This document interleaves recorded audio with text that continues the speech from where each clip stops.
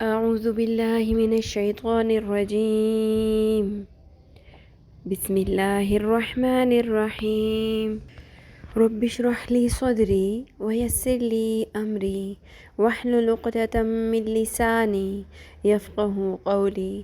رب زدني علما. اللهم فقهنا في الدين. اللهم إني أسألك علما نافعا وعملا متقبلا ورزقا طيبا. اللهم انفعنا بما علمتنا وعلمنا ما ينفعنا وزدنا علما.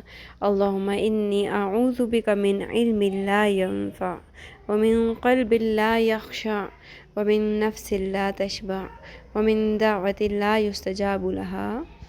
اے میرے رب، میرے لیے میرا سینہ کھول دے اور میرا کام آسان کر دے اور میری زبان کی گرہ کھول دے تاکہ وہ میری بات سمجھ سکے۔ اے میرے رب، میرے علم میں اضافہ فرما۔ اے اللہ، ہمیں دین کی سمجھ بوجھ عطا فرما۔ اے اللہ، میں تجھ سے نفع دینے والے علم، قبول ہونے والے عمل اور پاکیزہ رزق کا سوال کرتا ہوں۔ اے اللہ، جو تو نے ہمیں سکھایا اس کے ساتھ نفع دے اور ہمیں وہ سکھا جو ہمیں نفع دے اور ہمارے علم میں اضافہ کر۔ اے اللہ، میں پناہ مانگتا ہوں اس علم سے جو نفع نہ دے اور اس دل سے جو نہ ڈرے اور اس نفس سے جو سیر نہ ہو، اس دعا سے جو قبول نہ کی جائے۔ آمین یا رب العالمین۔ السلام علیکم ورحمۃ اللہ وبرکاتہ۔ کیسی ہیں آپ سب؟ میں امید کرتی ہوں صحت اور ایمان کی بہترین حالت میں ہوں گے آپ سب انشاءاللہ العزیز۔ ہم پڑھ رہے تھے لحن یعنی خطا اور غلطی، اور لحن جلی بڑی اور واضح غلطی جس کے کرنے سے معنی بدل جاتے ہیں، جو حرام درجے کی ہیں اور اس کے کرنے کی اجازت نہیں ہے۔ ہم اس کی اقسام پڑھ رہے تھے کہ وہ کون کون سی غلطیاں ہیں جو ہمیں کرنے کی اجازت نہیں ہے۔ 6 غلطیاں ہم پڑھ چکے تھے، آج ہم پڑھیں گے 7ویں۔ ساکن کو متحرک پڑھنا۔ ساکن کو متحرک پڑھنا سے مراد ہے تلاوت کے دوران ساکن یعنی جزم والے حرف کو حرکات یعنی زیر زبر پیش کے ساتھ پڑھنا۔ مثلاً جعلنا کو جعلنا پڑھنا۔ ایک حرف جو تھا ایک لفظ کے اندر وہ ساکن تھا، اس کو اگر غلطی سے حرکت دے دی جائے، اس کے اوپر زبر یا زیر یا پیش لگا دی جائے جو کہ اصل میں نہیں تھی، وہ حرف ساکن تھا، تو اس غلطی کو کہتے ہیں، اس لحن جلی کی قسم کو کہتے ہیں ساکن کو متحرک پڑھنا۔ متحرک کون سا حرف ہوتا ہے؟ جس کے اوپر کوئی حرکت آ جائے۔ ساکن کون سا حرف ہوتا ہے؟ جس کے اوپر جزم ہو۔ ٹھیک ہے، اب جیسے یہاں پہ اگزامپل ہے، مثال ہے جعلنا، اس کا مطلب ہے ہم نے بنایا، اور اگر اس کو غلطی سے جعلنا پڑھ دیا جائے تو اس کا مطلب ہوگا اس نے بنایا ہم کو۔ جعلنا ہم نے بنایا، جعلنا اس نے بنایا ہم کو، ٹوٹل ڈیفرنٹ میننگ، الٹ، بالکل اپوزٹ ہو گیا میننگ۔ سمجھ آئیے؟ تو انشاءاللہ العزیز اب ہمارے علم میں آ گیا ہے کہ ہم نے یہ غلطی قطعاً نہیں کرنی۔ جو لاسٹ ہے غلطی لحن جلی کی قسم نمبر 8، وہ اس کا ٹوٹلی اپوزٹ ہے، یعنی کہ پہلے ہم نے ابھی پڑھا ہے ساکن کو متحرک پڑھنا، اور غلطی نمبر 8 ہے متحرک کو ساکن پڑھنا۔ یعنی متحرک کو ساکن پڑھنا سے مراد ہے تلاوت کے دوران متحرک یعنی زبر زیر پیش والے حرف کو جزم کے ساتھ پڑھنا، یعنی اس کو ساکن کر دینا۔ مثلاً جعلنا کو جعلنا پڑھنا، میننگ تھا اس نے بنایا ہم کو، اس کو ہم نے چینج کر کے کر دیا ہم نے بنایا، خدا نخواستہ۔ تو انشاءاللہ العزیز آج الحمدللہ جب ہماری کمپلیٹ ہو گئی ہیں 8 اقسام لحن جلی کی، تو ہم نے اپنی پوری کوشش کرنی ہے کہ ہم نے ان میں سے کوئی غلطی نہیں کرنی۔ کون کون سی؟ میں ریپیٹ کر دیتی ہوں۔ تبدیلی حرف، الحمد کو الحمد نہیں پڑھنا، اس میں ہم نے حرف ہی چینج کر دیا تھا، ہا تھا ہم نے ہا پڑھ دیا۔ نقصان حرف، قولا کو قولا، الف کا نقصان کر دیا ہم نے، لا تھا لام زبر الف لا، اس کو ہم نے لام زبر لا شارٹ کر دیا، نقصان کر دیا، زیادتی ہے حرف، قولا کو قولا پڑھ دیا، شارٹ تھا، الف نہیں تھا، قولا لام زبر لا، اس کو قولا پڑھ دیا، لام زبر الف لا پڑھ دیا خدا نخواستہ۔ اور پھر آگے ہے غلطی نمبر 4، تبدیلی حرکات، کوئی اور حرکت تھی زبر زیر پیش، یہ ہم نے چینج کر دی، ٹھیک ہے۔ انعمتا کی جگہ انعمتو پڑھ دیا، تو نے انعام کیا کی جگہ میں نے انعام کیا ہو گیا، غلطی ہو گئی، میننگ چینج ہو گئے۔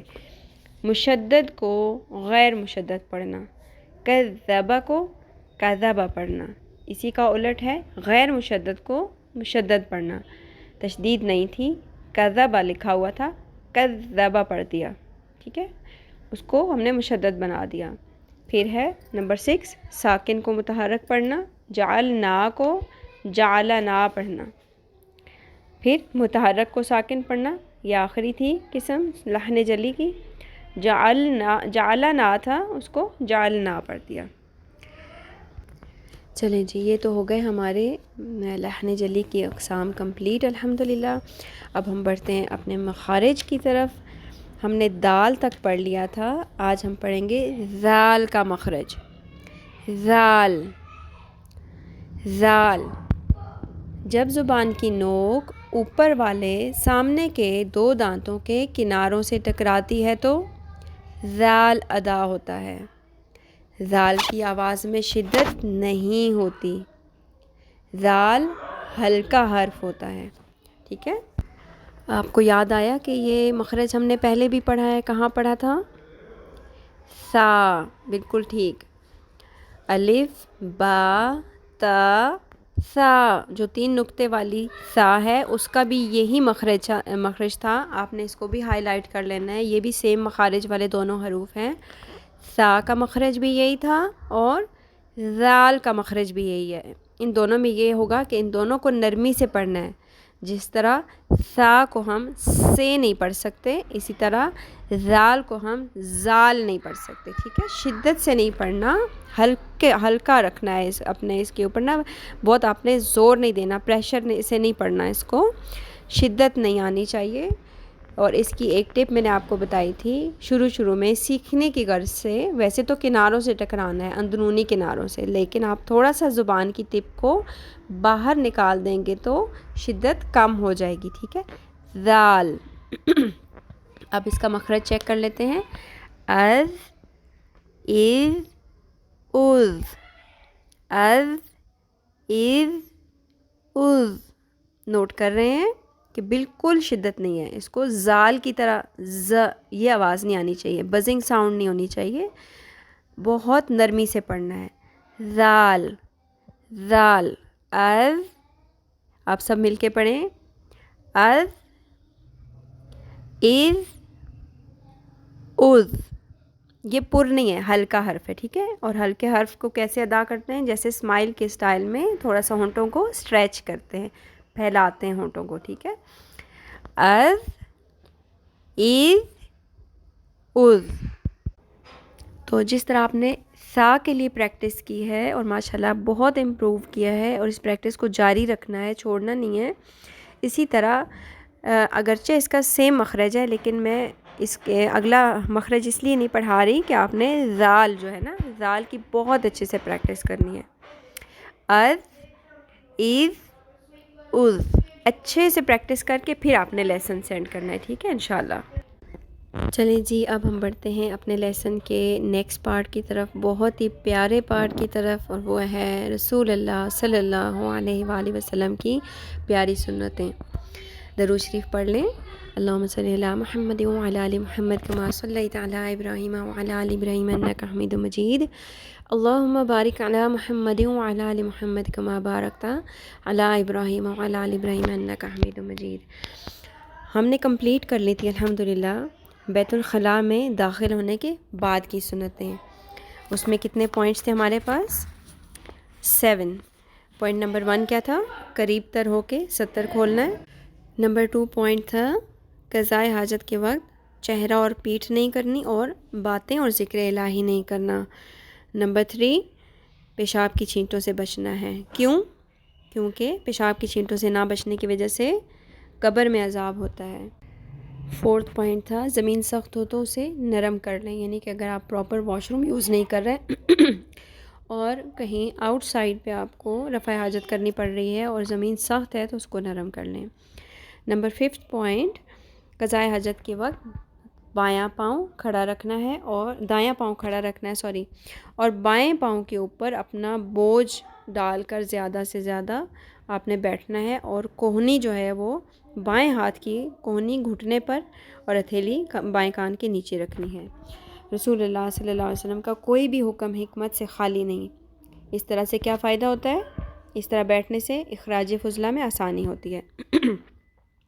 نمبر 6 پوائنٹ پیشاب یا استنجا کرتے وقت عضو مخصوص کو دایاں ہاتھ نہ لگائیں بلکہ لیفٹ ہینڈ آپ یوز کریں اپنا۔ نمبر 7 یہ میلز کے لیے ہے، مردوں کے لیے ہے، پیشاب کرنے کے بعد عضو مخصوص کو بائیں ہاتھ سے 3 مرتبہ جھاڑیے تاکہ قطرے خارج ہو جائیں۔ یہ ہمارے 7 پوائنٹس کمپلیٹ ہو گئے الحمدللہ۔ آج ہم پڑھیں گے بیت الخلاء سے نکلتے وقت کی سنتیں۔ وہ کیا کیا ہیں؟ بیت الخلاء سے نکلتے وقت پہلے دایاں پاؤں باہر نکالیے۔ اندر جاتے وقت کیا تھا؟ واش روم کے اندر جانے سے پہلے ہم نے پہلے تو دعا پڑھنی تھی، اور دعا پڑھنے کے بعد پہلے بایاں پاؤں اندر رکھنا تھا، ٹھیک ہے؟ ابھی کیا کرنا ہے؟ جب باہر آنا ہے واش روم سے تو پہلے دایاں پاؤں باہر رکھنا ہے اور باہر آنے کے بعد دعا پڑھنی ہے۔ کون سی؟ غفرانک، غفرانک، اے اللہ میں آپ سے بخشش طلب کرتا ہوں۔ اس کا ریفرنس ہے ترمذی۔ تو آج کی سنت تو بہت ایزی ہے الحمدللہ، اور ہم نے اپنے پوری کوشش کر کے اس کو فالو کرنا ہے۔ پہلے تو ہم بے دھیانی میں اسی طرح سے اگر باہر نکل آتے تھے اس چیز کا خیال نہیں کرتے تھے کہ اندر جاتے وقت ہم نے بایاں یعنی لیفٹ فٹ اندر پہلے رکھنا ہے اور باہر نکلتے وقت پہلے دایاں یعنی رائٹ فٹ باہر نکالنا ہے، ٹھیک ہے؟ تو آپ شروع میں انسان بھول جائے، اگر آپ بھول بھی جائیں تو آپ نے ڈیلیبریٹلی واپس آنا ہے اور پھر دوبارہ سے اس کو ریپیٹ کرنا ہے تاکہ آپ کو اس چیز کی انشاءاللہ پھر پریکٹس ہو جائے گی۔ تو آج ہم نے پڑھ لی بیت الخلاء سے نکلتے وقت کی سنتیں۔ کل ہم انشاءاللہ العزیز پڑھیں گے لباس پہننے کی سنتیں، وہ کون سے سٹیپس ہیں جو ہم نے فالو کرنے ہیں ڈریس چینج کرتے وقت۔ اللہ تعالی ہم سب کو اپنے دین پر عمل کرنے کی اور اس پر ثابت قدم رہنے کی توفیق عطا فرمائے، آمین یا رب العالمین۔ سبحانک اللہم و بحمدک اشہد ان لا الہ الا انت استغفرک و اتوب الیک۔ السلام علیکم ورحمۃ اللہ وبرکاتہ۔ اگر آپ نے یہ چینل سبسکرائب نہیں کیا تو ابھی کر لیجئے تاکہ ہر نئی آنے والی ویڈیو آپ تک پہنچ سکے، اور اس ویڈیو کو بھی لائک کر دیجئے تاکہ یہ پیغام سب تک پہنچے اور ہم سب کے لیے صدقہ جاریہ بنے، آمین۔ السلام علیکم ورحمۃ اللہ وبرکاتہ۔